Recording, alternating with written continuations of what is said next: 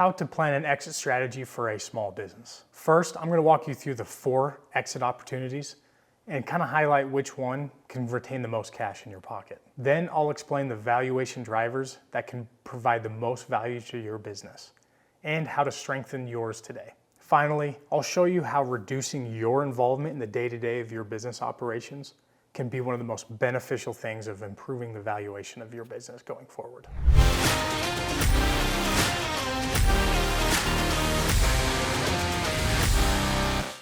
By the end of this video, you'll be able to write a 1-page exit strategy plan that gives you a clear target of when you want to exit and for how much. Every small business owner needs to have an exit plan, even if it's years away. The hard truth is you will exit your business at some point, either voluntarily or involuntarily. It's up to you. Illness, burnout, sometimes death, disability, all these are real factors that can really hurt a business owner's continual operations in a business. Having a business exit strategy plan means you're in control of the outcome, not just reacting to situations around you. It also makes you a better operator today because you're building with the end in mind. The most common exit options are sell to a third party, transfer to family, transfer to employees, such as an employee stock option plan, or a business wind down. A third party sale typically maximizes the most value of your business. Family transfers will preserve your legacy.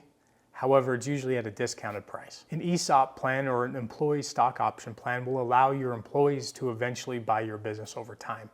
Usually has very good tax benefits. A wind down is typically the least preferred option. In this process, you'll be liquidating assets rather than actually selling for the value of the business. It's important to know your options so you can decide intentionally what you want to do going forward. If you're planning to sell within the next 5 years, every decision you make today will affect that plan. Invest in systems that reduce owner dependency. Build your recurring revenue. Diversify your customer base. Document everything. These decisions that you're making today will compound over time and will greatly affect the exit value of your business. It's important to view an exit strategy plan as not just a future idea, but a current operational framework. So what drives values in a small business? What makes it attractive to buyers? These valuation drivers include recurring revenue, strong management team, growing EBITDA or profitability, clean financials, or low key person risk. Each one of these is a lever you can pull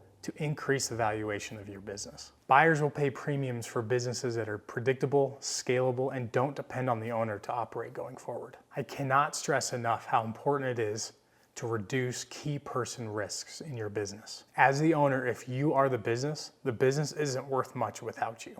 Buyers don't pay premiums for businesses that will collapse once the owner leaves. Start delegating decision making. Build a strong management team.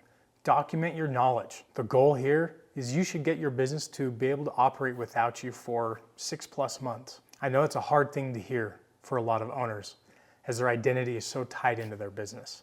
But the truth is, if the business falls apart when you leave, no one will be willing to buy your business. Another hard truth, business owners will sometimes think that they are the only one that can do certain processes.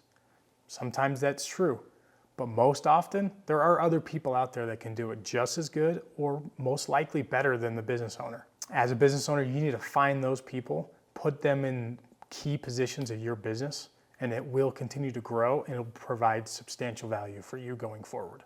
Recurring revenue is also one of the most powerful valuation drivers for a small business. Try to convert those one-time projects into monthly retainers. Build subscription models. Lock in long-term contracts. Documented systems, standard operating procedures, training manuals, or things similar to that nature show buyers that the business is transferable. Together, these two things can provide meaningful improvement to your valuation. So an action step, write your exit plan today. There are 5 things you need to include on it. Target exit date, preferred exit method, target sale price or the valuation you want to achieve, top 3 gaps to close prior to the sale, and then key advisors to engage, such as CPAs, mergers and acquisition brokers, and attorneys. This isn't a 50-page document. It's a 1-page strategic compass that you can use to guide your business going forward. Try to review it regularly, at least quarterly, and adjust it as your business evolves. Everything we just talked about came down to one thing: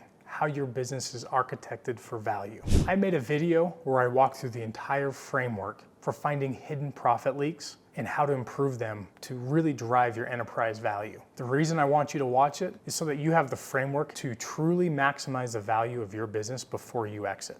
Go ahead and watch it now.